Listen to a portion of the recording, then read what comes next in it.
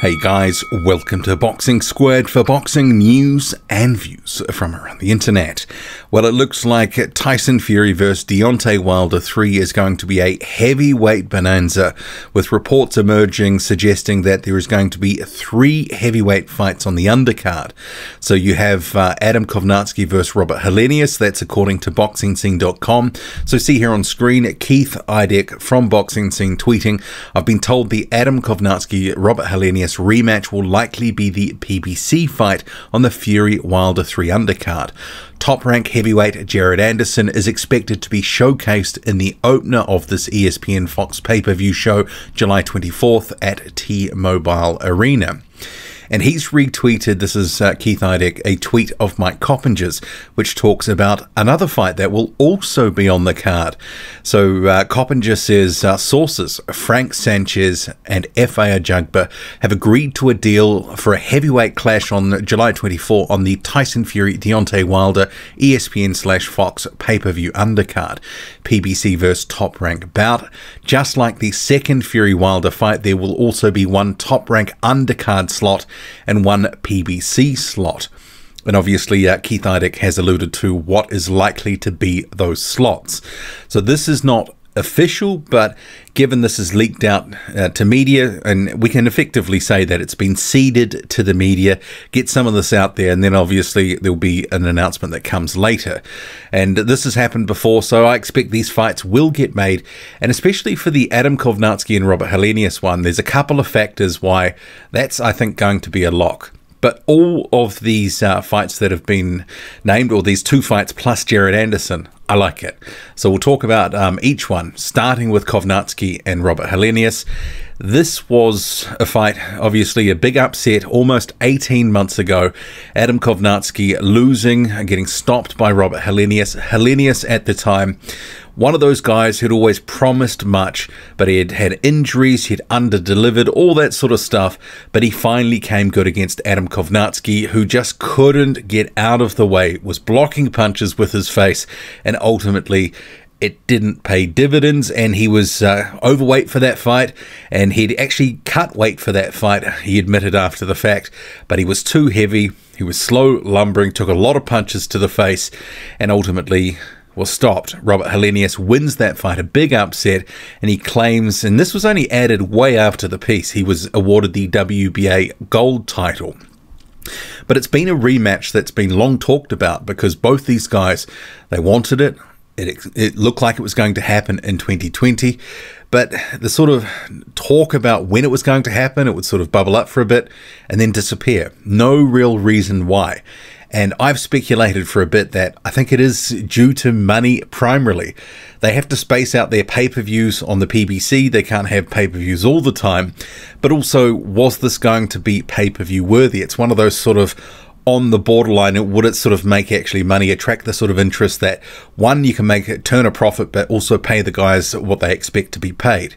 So having that fight, which is a very good co-main event in my opinion, having that fight on the undercard, it sort of guarantees the sort of money that both will be expecting, takes away, them having to, chance a pay-per-view and for it to flop, and, for people to not get what they wanted and for it to, basically go belly up.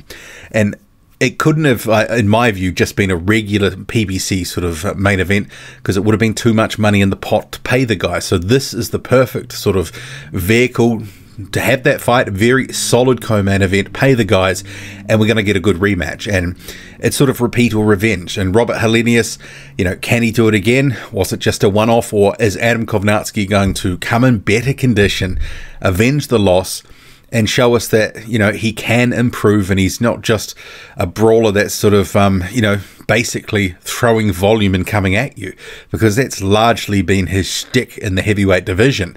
He just comes forward, good engine, throws a lot of punches and overwhelms guys, a la like sort of his friend, very good friend, Jarrell Miller. Didn't work against Robert Helenius, so has he gone back to the drawing board? He's had almost 18 months to plan and plot his revenge. Can he come good? I like the fight for all sorts of reasons, and it is a very evenly matched fight. Also, the other fight that has been sort of suggested here that's going to happen, the cross-promotional one, so PBC and Frank Sanchez and Efe Ajagba Top Rank. This is a very evenly matched fight in my view as well, because you've got both these guys, Frank Sanchez and Efe Ajagba, at various points in their career. They've flashed potential and talent, and obviously Efe Ajagba had a lot of buzz for a long time. It sort of slowly faded away as he's climbed into tougher fights against guys who are more durable, can take the power, take him rounds, and even found himself on the seat of his pants against Iago Kaladze. But he's continued to win, and along the way he's been starting to get better. He's sort of changed up his, obviously he went to Top Rank, about a year or so ago now. He's also changed trainer as well to K Karoma, and you've got this guy who's a big power puncher, but a little bit flat-footed, but if he catches up with you, he can be devastating. And it's one of these things I think he's been getting better in front of our eyes, but is the progression going to be fast enough? Is he going to hit a ceiling? I think the jury is out on that, but this fight is going to tell us a lot. His opponent, Frank Sanchez, has looked slick in some fights, but some of his most recent performances, he's actually, in my view, failed to impress. He hasn't looked as slick and as quick. He's looked a little bit laboured, and if he can't sort of, hurt you with some of the combos that he likes to throw, it does sort of seem to get a little bit repetitive. So you've got these two guys who've maybe under-delivered, underwhelmed in more recent times, but they both have very good attributes, and Frank Sanchez is a very skilled fighter. Fast hands, he can throw all the punches in the book, and he looks pretty slick doing so for the most part, but obviously he has been underwhelming at points as well. There's some fights where he should have stopped guys or got them out of there much earlier, didn't quite sort of hit the mark on some of the showcase type fights. Sometimes he might have got a sort of highlight reel finish, but the lead up to it can be a little bit disappointing. So it is a step up for both, I believe, and in some ways it's like a little bit of a crossroads fight, because it's not a loser leaves town sort of situation, but the winner of this is going to be competing on this, obviously this big platform. You're going to have a lot of eyeballs on you, and it could open doors to the next big opportunity. So you want to go in there, do well, get the win, and look good doing so, because that could springboard you onto something much bigger and better.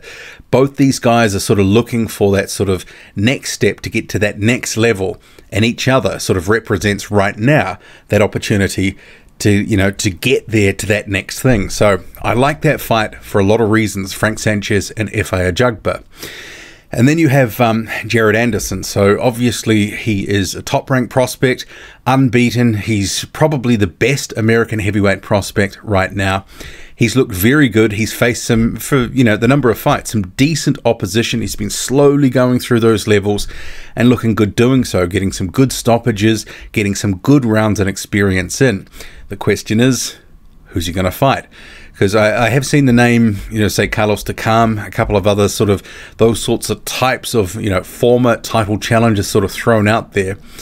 That may be sort of elite, sort of, too far from where he has been competing, but I think they're going to put him in a fight where he's going to be made to look good. Remembering Top Rank, sort of, pinning their hopes on Anderson to be that next guy in 5 years, that sort of thing. That by then, because what is he, 21 or so at the moment, in 5 years' time, he's going to be pretty much fully built, and he'll be, there, vying for titles, all that sort of stuff. Maybe in 3 or 4 years, he'll be knocking on the door of that anyway. But right now, in the prospect phase, they're building him. They're going to make him, in a fight that makes him look good, a showcase opportunity. So I'm sort of not expecting the level of fight some people have sort of been tossing out there, like a Carlos Takam.